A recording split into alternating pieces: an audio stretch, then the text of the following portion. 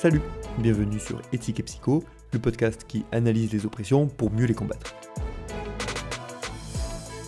Le 4 et 5 juin 2025 se tenait à Rennes un colloque universitaire sur la libération animale. Je me suis rendu à l'événement et j'en ai profité pour interviewer plusieurs des chercheurs et chercheuses présentes. J'ai donc interviewé 11 personnes auxquelles j'ai posé à chaque fois les questions suivantes. Qui êtes-vous? Sur quoi travaillez-vous? Et pourquoi ça vous paraît important? Ensuite, quelles sont les choses qui vous semblent essentielles à connaître pour comprendre le spécisme et faire avancer la cause animale? Et pour finir, pensez-vous qu'il y a des angles morts, des sujets pas assez traités? L'idée n'est donc pas de creuser en détail les sujets abordés, puisque ce sont des courtes interviews, mais de vous montrer ce qui se fait dans la recherche et peut-être vous amener à vous intéresser à de nouvelles choses. 3 de ces interviews sont en anglais. Si vous préférez les écouter en français, les interventions ont été doublées. Merci d'ailleurs aux personnes qui ont participé à la traduction et au doublage. Et si vous préférez écouter la version originale en anglais, vous trouverez en description une vidéo avec ces 3 interviews en anglais. Sur ce, bonne écoute.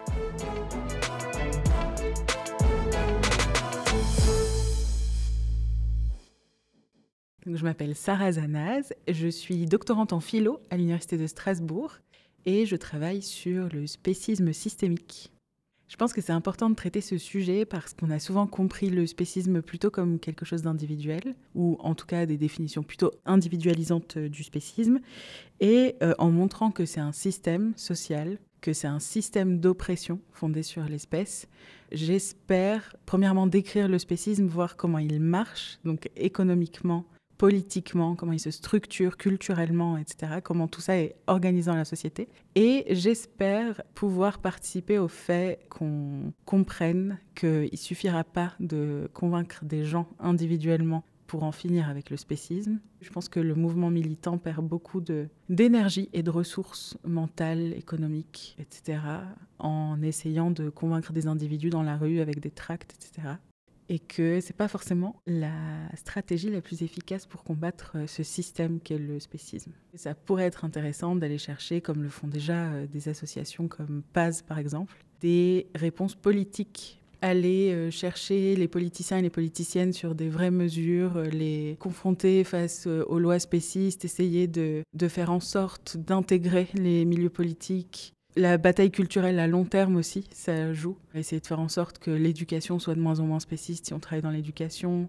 Essayer de faire en sorte de mettre des mesures en place qui permettent de lutter contre le spécisme à tous ces niveaux, quoi. Donc dans les lois, dans l'éducation, dans la culture, sur le long terme.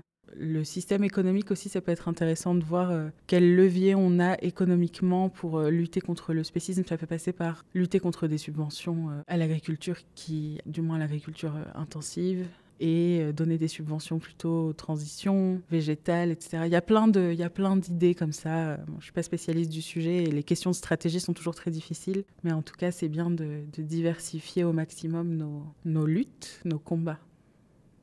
Je m'appelle Mathis Pouplin et je suis doctorant à l'université Paris 8, plus précisément à l'Institut d'Histoire du Temps Présent. Et donc je travaille sur une thèse sur les stratégies et tactiques du mouvement de libération animale, ainsi que sur les stratégies et tactiques de ses adversaires, que ce soit les agences fédérales aux États-Unis ou que ce soit les entreprises privées. Voilà, parce qu'il faut bien comprendre que les stratégies et tactiques pour lutter pour le sort des animaux, on en trouve à la fois du côté des organisations militantes, mais aussi du côté des personnes qui en fait composent le contre-mouvement à la libération animale depuis 1975. Je pense que c'est important de traiter la question du mouvement de libération animale sous l'angle de ses stratégies et de ses tactiques, tout simplement parce que déjà, c'est un des angles morts de la recherche. Ça a été très très peu fait. En général, quand on se pose la question de la libération animale dans les travaux académiques, on se la pose toujours sous l'angle de la théorie, de la philosophie. Donc en fait, on essaye de justifier pourquoi est-ce que la libération animale est légitime, ou alors on essaye de réfléchir à ce que serait un monde où la libération animale serait pleinement appliquée. Vous pensez aux travaux par exemple comme ceux de Kim Dika et Donaldson. En revanche, on a relativement peu de travaux qui se posent la question des stratégies et tactiques, c'est-à-dire de comment est-ce qu'on va réussir à faire avancer le mouvement animalisme jusqu'à ce qu'il arrive en fait à faire advenir cette libération animale. Et c'est d'autant plus important que le mouvement animaliste a un certain nombre de particularités qui font que d'autres travaux sur d'autres mouvements sociaux ne s'appliquent pas toujours à lui. Et au contraire que s'il s'applique, il faut également des travaux pour le montrer et faire les comparaisons jusqu'au bout. Donc là encore, effectivement, avoir une approche intersectionnelle qui nous permet de comprendre en fait en quoi d'autres mouvements sont venus avant la libération animale, qu'ils soient animalistes ou non, et en quoi ces autres mouvements ont aussi des enseignements à nous apporter. Et puis par ailleurs, pour les militants et activistes d'aujourd'hui, il y a clairement un manque de visibilité sur ce qui s'est passé depuis 1975, a fortiori pour des gens qui sont en France, sur ce qui s'est passé aux États-Unis ou en Angleterre, plus particulièrement aux États-Unis où le mouvement a vraiment pas suffisamment été traité. Et donc mon but, c'est aussi de donner de la visibilité à un certain nombre d'organisations, d'acteurs et de stratégies et tactiques qu'il s'agirait de ne pas oublier quand on essaye nous-mêmes de faire avancer les choses dans notre pays. Pour faire avancer la cause animale, je suis persuadé qu'on a besoin de plus de visibilité sur ce qui a déjà été fait par les organisations et on a besoin de comprendre en fait les erreurs qui ont été réalisées depuis 1975. Dire ça, ça ne veut pas dire incriminer qui que ce soit, des organisations ou des personnes qui n'auraient pas bien fait leur travail. Moi, je suis absolument persuadé que tout le monde l'a fait à militer pour les animaux avec honnêteté et avec le plus d'efficacité qu'on pouvait imaginer à l'époque. En revanche, il y a très visiblement un certain nombre de choses qui ont été manquées par le mouvement, notamment sa capacité à politiser la question animale, sa capacité également à créer des alliances au-delà de l'animalisme et même au-delà du fait de créer des alliances, sa capacité à ne pas se mettre à dos l'ensemble des mouvements sociaux et autres factions politiques qui peuvent exister dans la société. Et ça, je pense que c'est un certain nombre d'obstacles qui aujourd'hui font que, à mon sens, le mouvement animaliste, en tout cas aux États-Unis, est clairement dans une impasse, qu'on se dirige exactement vers la même impasse en France et que si on veut réussir à sortir de cette impasse, il nous faut une meilleure compréhension de ce qui s'est déjà fait par le passé. Alors, je suis Nolwenn Veillard et je suis doctorante en sciences politiques à l'Université de Rennes. Et je travaille sur ce que moi j'appelle le mouvement antispéciste. Donc, comment est-ce qu'un mouvement se construit autour de ça ? Et ça, je le fais dans une perspective de comparaison entre la France et puis le Québec, pour essayer de comprendre quelle forme, en fait, cet engagement-là, il peut prendre, et notamment les formes d'engagement collectif, parce que vraiment, moi, je m'intéresse à l'action collective comme j'essaierai de le développer demain. Demain, ce que je vais essayer de présenter, c'est une typologie. Donc c'est vraiment une sorte de modèle avec différentes figures, on va dire différents rôles qui existent dans l'action collective antispéciste. À l'heure actuelle, il y a des personnes qui s'engagent dans ce mouvement-là. Comment est-ce qu'ils le font ? Et puis surtout, quels sont leurs profils ? Donc l'idée, c'est de mettre un peu en correspondance des propriétés sociales, donc par exemple leur âge, leur genre, le genre auquel ils s'identifient, leur profession, leur CSP, leur origine sociale, leur milieu d'habitation, enfin voilà, plein de variables un peu primaires. Et puis ça, de le mettre en correspondance avec des variables plus secondaires du type quel rapport en fait cette personne-là elle a vis-à-vis du concept de spécisme ou du concept d'antispécisme. Est-ce que c'est quelque chose qu'elle s'approprie en fait dans son militantisme ? Est-ce que au contraire c'est quelque chose de plutôt distancié ? Quels sont ces types d'engagement, les formes d'action collective auxquelles la personne se rattache le plus ? Est-ce qu'il s'agit d'action directe, de la désobéissance civile ? Est-ce qu'il s'agit plutôt au contraire d'argumenter, vraiment développer un discours très axé sur le raisonnement ou le fait de convaincre des personnes dans la rue ? Il y a toute une palette finalement de formes d'engagement possibles qui peuvent se chevaucher. Seulement, moi, l'enjeu d'une typologie, c'est de résumer de la manière la plus schématique possible. Donc, c'est un peu grossir le trait. Mais en grossissant ce trait, on peut aussi permettre une meilleure compréhension en fait, de cette action collective. L'engagement, il passe aussi par la reconstitution d'une communauté. Et qu'est-ce que cette communauté-là, elle produit sur les façons de s'engager ? Autant dans l'intensification de l'engagement, je dirais, que dans une forme de désengagement pour certaines personnes. Et ça, c'est intéressant de l'étudier pour mieux comprendre les ressorts en fait, de ce militantisme-là. Je pense que ça apporte de ce point de vue-là, d'avoir cette espèce de recul sur la cause, de pouvoir aussi faire une sorte de bilan, essayer d'objectiver en fait certains critères pour savoir si justement on est dans un processus d'institutionnalisation comparé à quelque chose. En fait, il faut toujours comparer par rapport soit à d'autres mouvements, soit par rapport à la cause il y a quelques années, soit dans d'autres pays. C'est ce que aussi j'essaye de faire en comparant avec le Québec. Au-delà de ma thèse, il y a aussi tous les travaux, toutes les entreprises collectives en fait, de recherche, comme celle qu'on mène avec le collectif de recherche, qui est donc le collectif de recherche en études animales et mouvements animalistes, que nous avons créé avec Fébé Mendes, Sam Ducourant, Sarah Zanaz, Rachel Lapic et puis Laure Gizy. Pour nous, c'était important de créer un espace académique, mais critique. Donc ça fait aussi partie du travail de chercheurs que de lancer en fait ce type d'espace pour pouvoir discuter de manière un peu plus spécifique ces questions autour des animaux. Et nous, on a pris l'angle plutôt critique pour proposer un espace qui permette d'aller peut-être un peu, pas plus loin, mais de proposer autre chose. Je suis Nicolas Poirel, je suis docteur en sciences politiques depuis peu. J'ai réalisé une thèse sur la cause animaliste abolitionniste qui questionne son essor au milieu des années 2010 en France. Qu'est-ce qui explique ce changement d'échelle d'une part et d'autre part en interrogeant finalement les mécanismes de l'engagement animaliste et antispéciste, en interrogeant notamment la place des pratiques de consommation engagée comme le véganisme dans les parcours de vie des individus.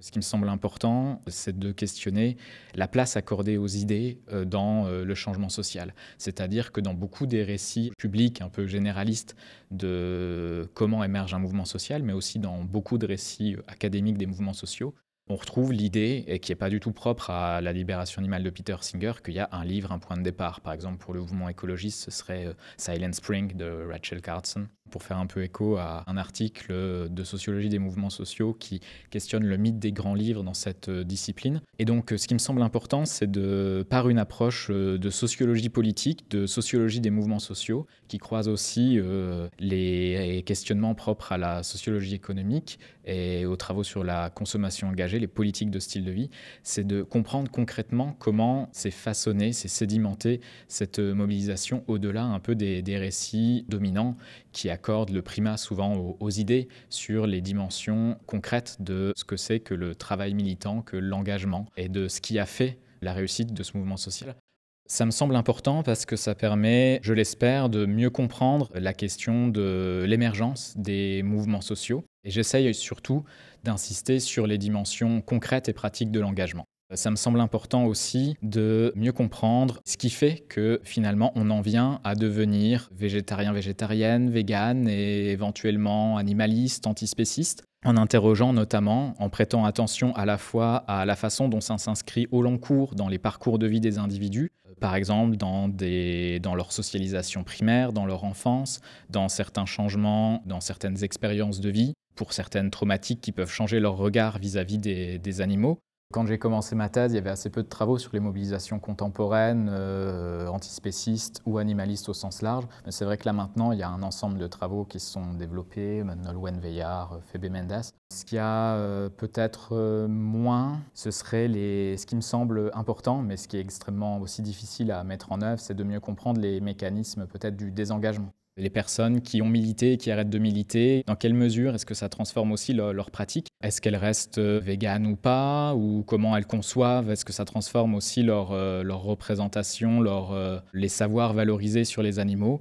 Et inversement, est-ce qu'il pourrait aussi y avoir des formes d'antispécisme militant qui soient aussi moins investies d'un point de vue des pratiques des individus, d'autres formes d'engagement qui sont moins valorisées dans les milieux militants, mais est-ce que là aussi, il n'y a pas des formes d'engagement qui peuvent exister de ce point de vue-là?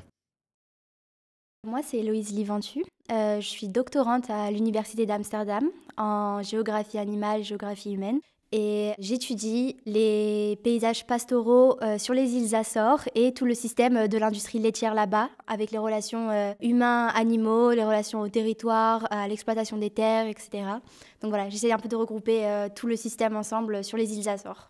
Je fais partie d'un projet de recherche qui est sur la géographie politique de la viande et des produits laitiers, enfin de l'industrie laitière plutôt, je dirais, que des produits. Et c'est vrai que ça commence à être de plus en plus discuté, critiqué et étudié aussi l'industrie de la viande, l'abattage animal, etc. Mais on ne se rend pas vraiment compte de ce qui se passe du côté de l'industrie laitière et de la condition des vaches laitières. Et j'avais envie de leur donner plus de place aussi parce qu'elles font totalement partie d'un même système d'exploitation. Et même leur cycle de vie et de mort est limite beaucoup plus poussé que pour un animal qui est destiné à l'industrie de la viande. Donc je trouvais important de se concentrer sur les vaches laitières.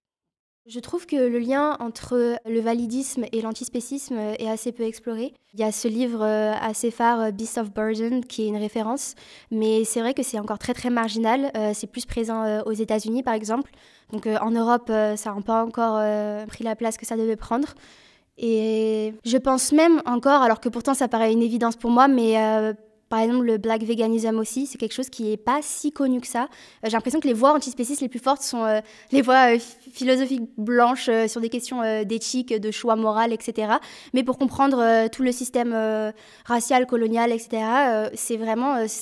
le black veganism l'avait théorisé, mais il y a déjà tellement longtemps.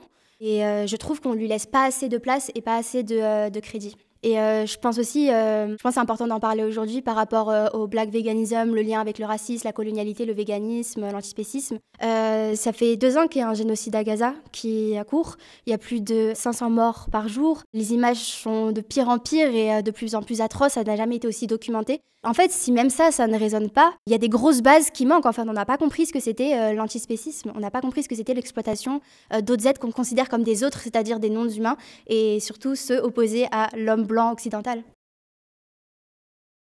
Je m'appelle Tom Chevalier, je suis doctorant en économie sur les enjeux environnementaux et économiques des protéines alternatives, donc c'est-à-dire la viande végétale, la viande cultivée, les insectes, les mycoprotéines, tous ces produits qui sont en cours de développement pour remplacer la viande.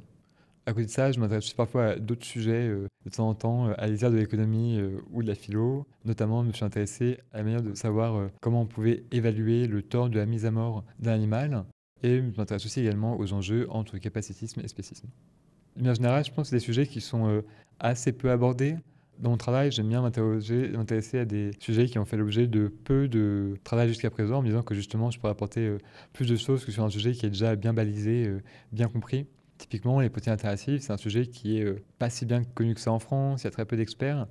Et mon objectif en travaillant dessus, c'était de venir que j'allais fournir une expertise sur ce sujet-là pour être en mesure de guider le débat public avec des bons arguments et pas juste des arguments classiques pro-viande, anti-alternative. Parce que je pense que si ce qu'on a à cœur, c'est le fait de ne plus tuer d'animaux et donc de remplacer la consommation de viande, s'intéresser aux alternatives qui peuvent remplacer la viande, c'est un moyen de pouvoir arriver à ce but.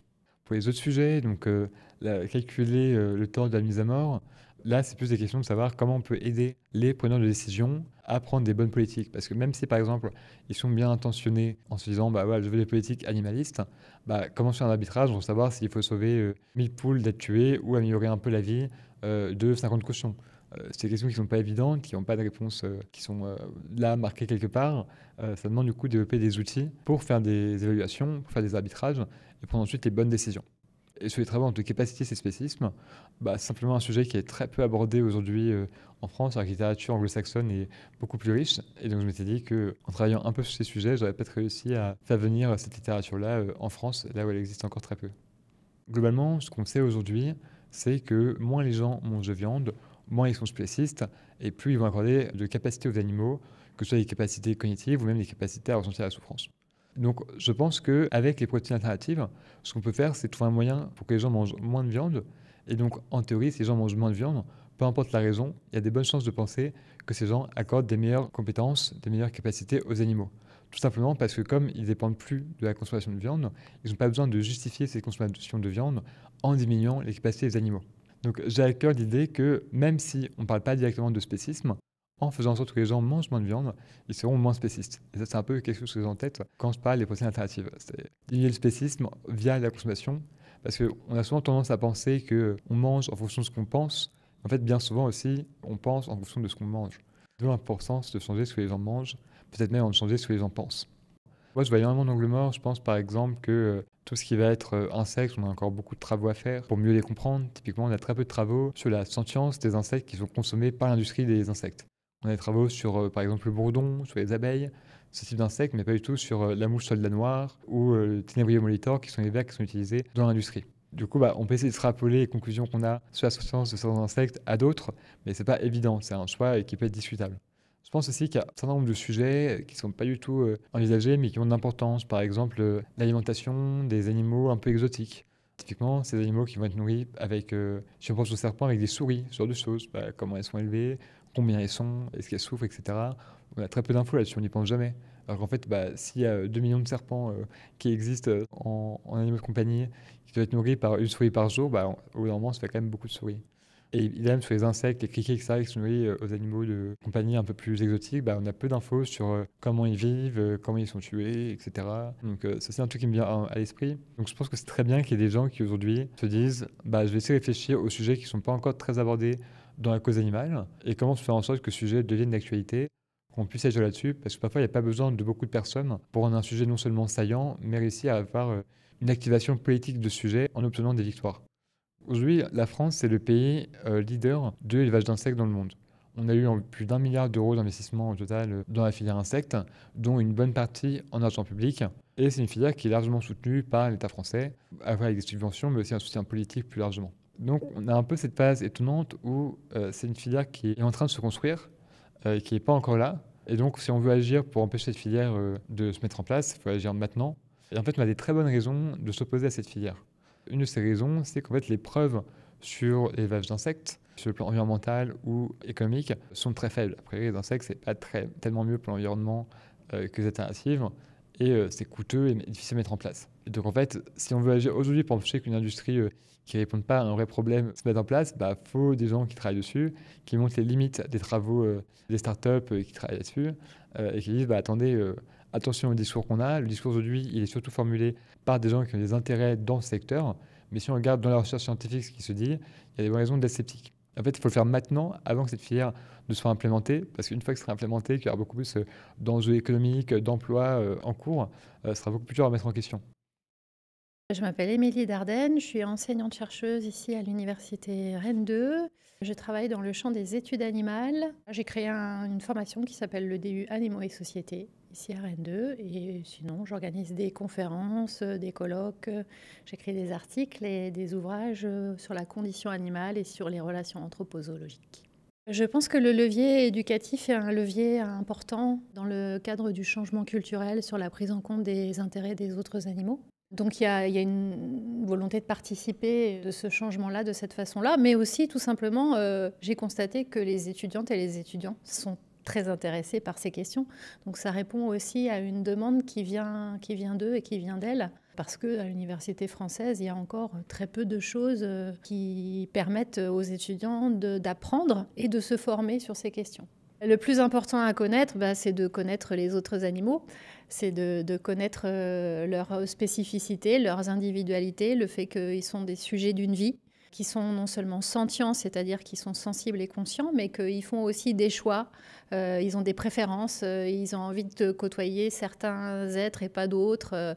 Donc de connaître toute la diversité de leur vie, en fait, ça ouvre déjà un champ immense pour mieux les considérer. Je m'intéresse depuis vraiment très peu de temps à la question de l'agentivité et il me semble que c'est assez nouveau. Enfin, il y a déjà des travaux, mais pas tant que ça, sur l'agentivité. J'ai l'impression que la sentience est très centrale et c'est normal parce que c'est un critère d'inclusion dans la communauté morale.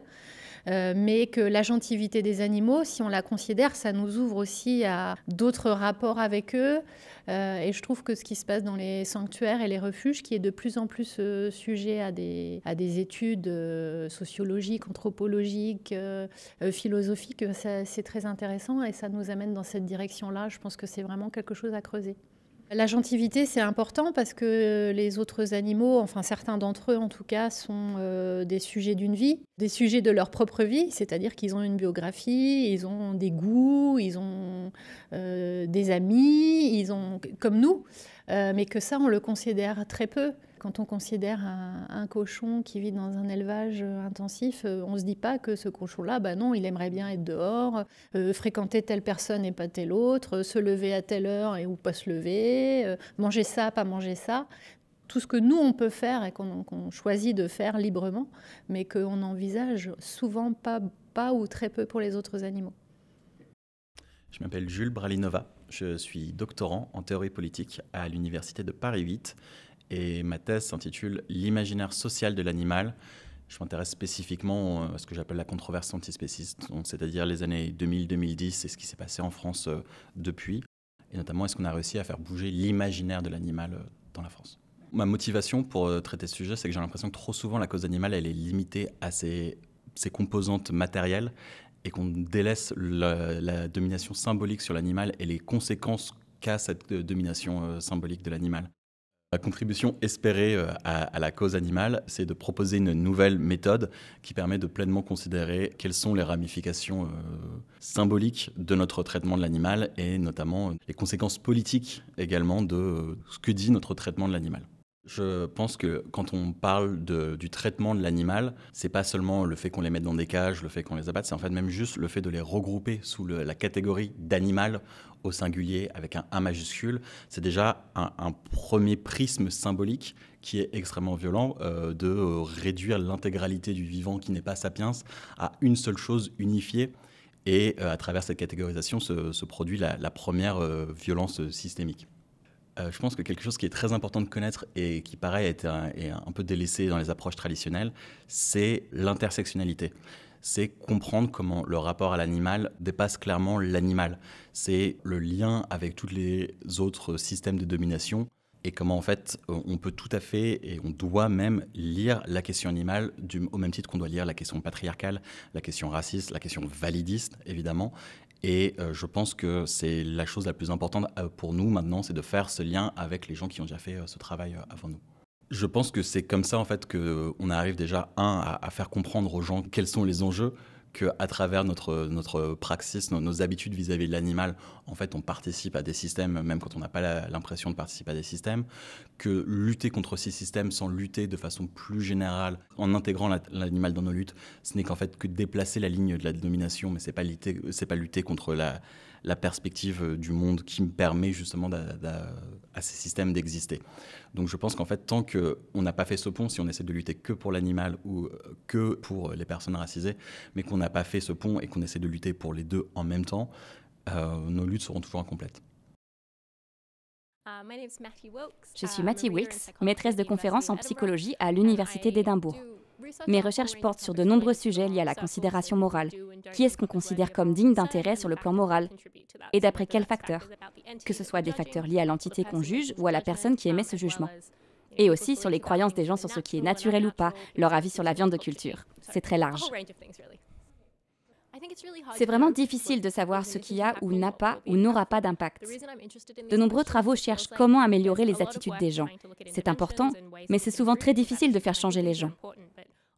D'après moi, si on pouvait en apprendre un peu plus sur certaines connaissances de base, par exemple quel type de personnes ont élargi leur considération morale et quels facteurs amènent à cette expansion, ça nous aiderait à développer des interventions plus efficaces et mieux adaptées.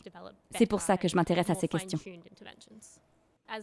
Par exemple, quand j'ai commencé à étudier l'attitude des enfants envers les animaux, on ignorait que la considération ou la préoccupation morale des enfants envers les animaux semblait beaucoup plus forte que chez les adultes.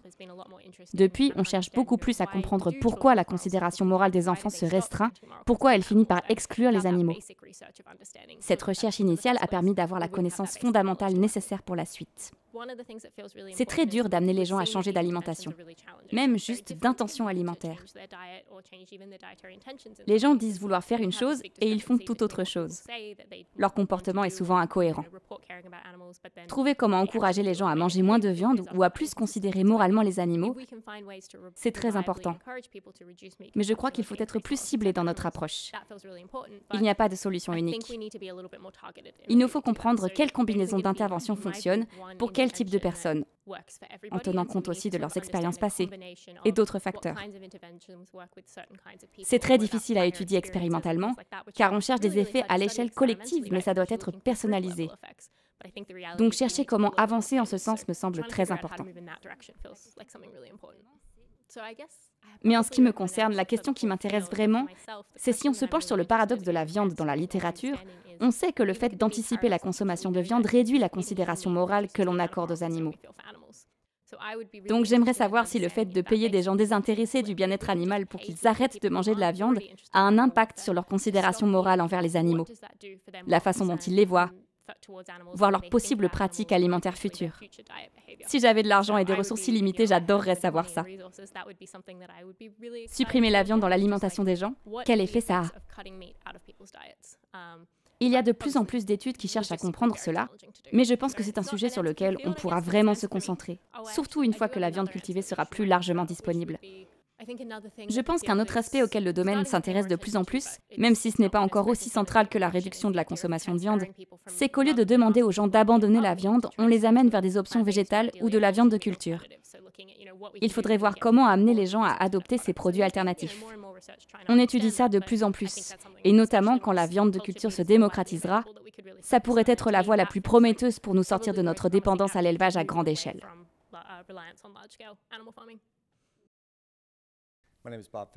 Je m'appelle Bob Fisher. Je suis notamment professeur de philosophie à l'Université d'État du Texas et chercheur chez Rethink Priorities. En ce moment, je travaille surtout sur deux grands axes. D'une part, comment faire prendre en compte le bien-être animal dans les analyses coût-bénéfice, et d'autre part, le bien-être des invertébrés.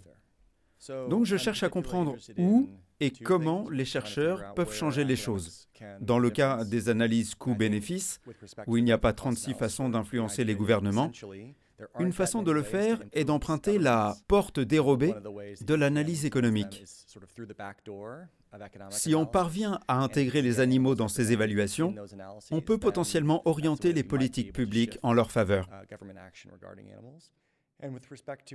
Et concernant les invertébrés, ce sont des êtres si nombreux et si négligés qu'il est important de braquer un peu les projecteurs sur eux, parce qu'il est possible que nous les ayons injustement laissés de côté.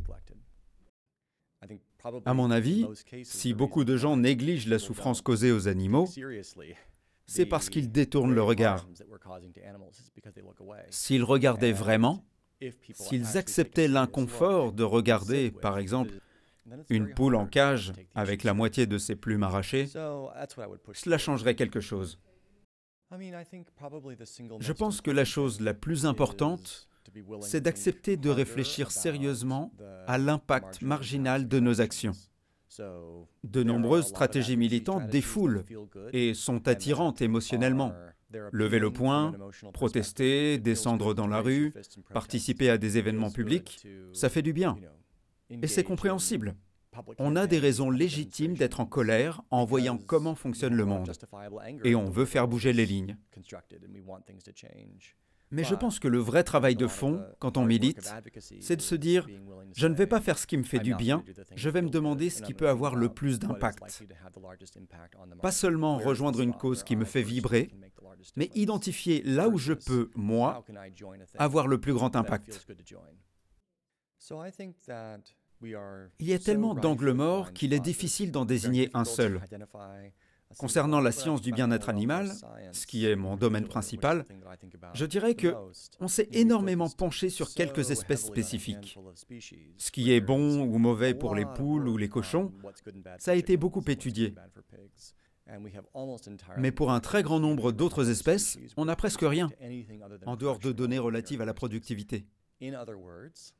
Autrement dit, on sait comment faire grandir un poulet plus vite, et ce qui améliore ou détériore sa vie dans un contexte d'élevage.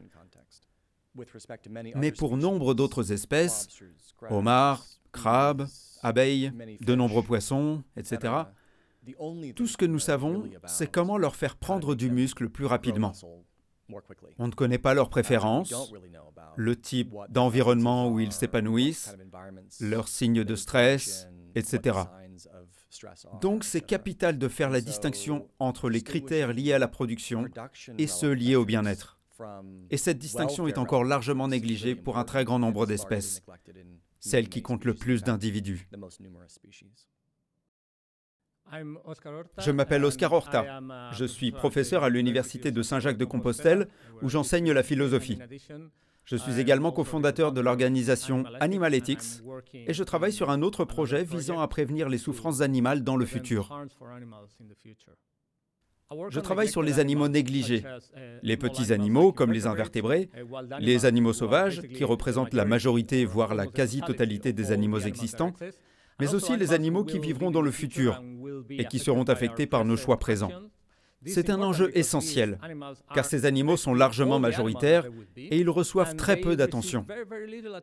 Les militants pour les animaux se concentrent souvent sur une toute petite minorité d'entre eux et ce déséquilibre doit être corrigé. Pour aider les animaux et lutter contre le spécisme, on aura besoin de plusieurs connaissances cruciales. D'abord, des connaissances sociologiques sur la meilleure façon d'agir. Mais il faudra aussi mener des recherches sur la manière dont nos décisions actuelles affecteront les animaux du futur. Par exemple, comment faire pour que les intelligences artificielles ne nuisent pas aux animaux ? Pour qu'elles promeuvent des valeurs permettant de mieux considérer moralement tous les êtres sentients. Ce sont des sujets encore très peu explorés et je pense que nous devons y consacrer des efforts. Il est capital de chercher à maximiser notre impact en faveur de tous les animaux, ceux d'aujourd'hui, mais aussi ceux de demain. Donc les chercheurs ne devraient pas seulement travailler sur les sujets qu'ils trouvent intéressants, mais sur ceux qui peuvent vraiment nourrir l'action concrète, le militantisme. Et les militants, eux, ne devraient pas se concentrer sur les sujets les plus faciles ou les plus acceptables socialement, mais plutôt se pencher sur les méthodes qui auront le plus de potentiel pour réduire les nuisances dont souffriront le plus grand nombre d'animaux. Pour cette raison, les animaux négligés ont besoin de toute notre attention. Et nous devons déterminer comment avoir le plus grand impact. Aujourd'hui, mais aussi dans un avenir proche et à très long terme.